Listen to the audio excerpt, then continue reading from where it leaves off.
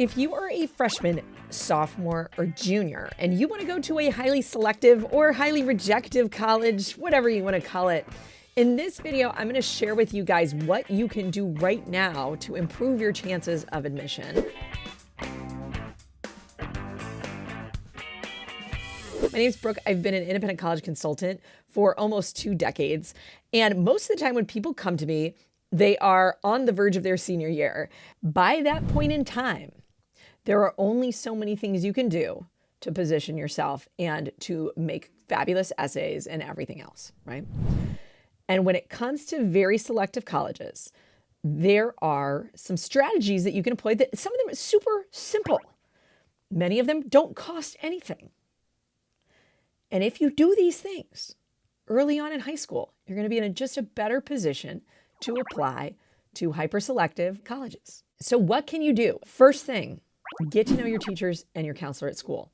One of the things that sometimes happens by the time you get to senior year is you roll around and suddenly you have to ask teachers for letters of recommendation, and your school counselor also has to give you a recommendation to the college or university. Now, if they don't know you, it's a lot harder for them to give a glowing rec, right? Now, I realize that some of you go to high schools with thousands of students and your college counselor has so many students, they don't have time to even blink or know who you are. And I get that it can be hard to gain access to those counselors because they are overworked and exhausted, et cetera, et cetera. My advice is approach them when it's off season. And off season is like not in September, October, November, or December, because that's when they're going crazy trying to help students get their applications together. Off season, there's probably a slight lull in like January, February, depending on what kind of high school you go to and where people are applying. And then in the spring, their load might be a little bit lighter, that they're probably still dealing with students who got waitlisted and are asking about those things. But in any case, avoid the fall and try to see if you can go in and meet with them or talk to them about class selection. Or if there are opportunities to set up a meeting with them, make sure that you take it. If it's optional, don't make it optional for yourself. Go in, meet that person. That person has to write a letter of rec for you, and that could be a determining factor in your application. Second thing is teachers. You have to get a couple of recommendations for teachers for most top colleges. And again, you want those teachers to know you. So how do you get to know your teachers? If your teachers have an office hours, right? Maybe they've got 30 minutes you can come by before class or after class to ask questions on Thursdays. Or maybe during lunch break or something, they're around and you can come during lunch and like ask questions. If they have something like that, you should be going, right? You can also just chat with your teachers in the 5 minutes before class starts or the 2 minutes after class ends if you have questions, right? If you ever have questions about your work or you're not performing on par with where you want to be, you should be talking to your teachers about it. Also, explore your interests by talking to your teachers, right? Asking them questions, getting book recommendations, things like this. And that will make your teachers say, huh, this kid is cool and this kid is curious. And I love that about the student, right? And then they're going to have something to talk about when they have to write that letter. And you're not just like another kid who got an A. Boring. Okay. So get to know your teachers, get to know your counselor, ask questions, be inquisitive, show your curiosity. Cool. Awesome. Hey guys, quick interruption. Have you ever wanted to take a class with me live and be one of my students? If so, we're offering group classes for the first time ever. We're doing a couple of crash courses for the SAT, the week of the May SAT 2022 and the week of the June SAT 2022. So be sure to check out SupertutorTV.com/crash course to learn all about those offerings.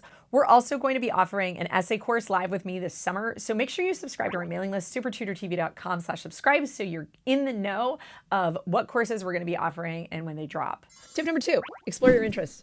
So most colleges and universities are trying to build a mosaic of students. That means they do not want to admit a bunch of students who all just say, hey, I want to major in economics, or I want to major in computer science because I heard you make a lot of money, and then in droves apply to their college or university, right? That's not what they want. The irony is that sometimes the things that are discriminated against in the college admissions process are actually rewarded in the jobs marketplace. But in any case, you want to have interests, and you want your interests to be specific and unique and niche-y if they can be. Now, I will admit that there are certain types of students that do get in that might have personal challenges that I'm not necessarily talking about, right? Like if you are from an underprivileged background and you can just get straight A's and get a bunch of 5s on your AP exams and get a 1530 on your SAT, like boom, Harvard is going to totally want you because somehow you came from like a really tough situation and you were able to pull out feats that are really incredible given your background, right? So I'm not talking about people who have stories like that, because those stories exist and those people exist and those people get into Harvard, okay? What I'm talking about is probably more your students who go to, well-heeled high schools, who have advantages already, and, who are trying to stand out in that kind of pool of everybody has activities and everybody has straight A's. I think something like over 40% of high school students right now have an A- or above average, right? It's hard to stand out. So exploring your interests is one way to do that. When I talk about exploring your interests, I do not mean going to your activities fair and just signing up for 20 things. What I mean is in some way showing personal initiative and going above and beyond what's available to you easily to explore what it is that interests you. Okay, what could that look like? That could mean going to the library and checking out tons of books and reading up on obscure interests like bioengineering, evolutionary biology, religious studies, whatever is interesting to you that's kind of niche-y and not everybody's into. If you get into it and read 10 books on it, you're going to have something really cool to talk about in some of your college applications, okay? All of these suggestions on exploring your interests, the cool thing about exploring your interests is you can do it at any budget level, right? If your parents are loaded and they want to send you to like the Columbia Summer Program or like the New York Times Writers Program, cool, great, that's awesome. But if your parents aren't loaded, like you can literally go to your public library and check out awesome books and read them cover to cover or skim through 20 of them or whatever it is and still explore your interests, right? You can take community college classes. In California, most high school students have access to free community college coursework. And if you are a high school student, you can check into those programs that allow for high school students to take units at community colleges for free. And you can do that over the summer. Other ways to explore your interests: you can take on a science fair project. You can write a compilation of poetry or short stories and then try to get it published. You can work on your art portfolio and then try to get your art in like local galleries, or try to put up your art in a local hospital, or take a class on architecture and try to learn how to build buildings and then build miniature buildings and donate them to the children's hospital. You can make a short documentary film. You can train to be an EMT. You can intern at an engineering lab at the local university under a professor. You can help out on a local political campaign. You can open a local chapter of some national organization like Girls Who Code. But I want you to do something that not everybody at your high school is doing and that you don't do simply by signing your name on a clipboard. I want you to go beyond that. Tip number 3. Now this is baseline, people. Take challenging courses and get A's. If you have like debate issues like, oh my gosh, but I don't think I can get all A's, or it's going to stress me out, or like I can't take all these AP classes and I'm stressed out, can I drop them and then I'll get A's in the regulars? I have another video on that. You can check that out when you want. But on the whole, almost all the students that I'm working with have great GPAs and great grades. That's like the baseline, people. Over half of students that are applying to places like Harvard and Stanford have that, if not 70%. Okay? That's total baseline, but you still have to do it, okay? Tip number 4, prep for the ACT and SAT. I know we live in a test optional world, but test optional is not benefiting you. When you omit a test, that does not benefit your profile, right? College admissions is also activities optional. You don't have to put any activities on your common application to apply to college.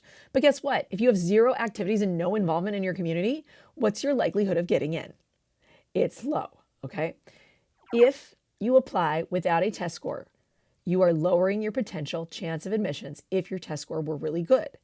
And you're not going to get the best test score possible unless you prep in most cases. And that means whether you have, the resources to do it or not. And if you don't have the resources, check out our channel. I have lots of free videos, right? Khan Academy is totally free.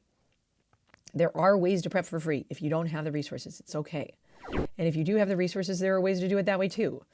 But regardless, plug into it. It's a way to build leverage. There are also many scholarships that are tied in some way or prefer in some way people who have awesome test scores. And this is a tool you can use. And merit is real. You can pay for a heck of a lot of college, and college is stupidly expensive. And these tests can help you work toward taking mega chunks off those costs. It can total ROI for you guys. And so I recommend that you try and you prep for them. Caveat, I am a test prep tutor, but being a test prep tutor also helps me understand how much value people get out of what they do, right? Number 5, my tip number 5 is stop worrying. So a lot of people are very worried about college admissions. You guys freak out. You have complete meltdowns. My last tip is I want you to just adjust your expectations now. Can you position yourself to be in a better position to get in? Yes, by exploring your interests, by learning to know your teachers, by getting the right grades and getting your test scores up. Yes, absolutely. You're putting yourself in a good position. But I also want you to not freak out. If you apply to a very selective college, according to studies that have been done, and you have the scores and you have the grades, your life outcomes in terms of how successful you are, how happy you are with your life, all that kind of stuff, tend to be about the same, regardless of whether you end up going to those schools or even getting into those schools or not. So at the end of the day, you are not where you go. Where you go does not define who you are. And if you don't end up at some amazing, beautiful, well-heeled, ranked, whatever university, your life will be okay.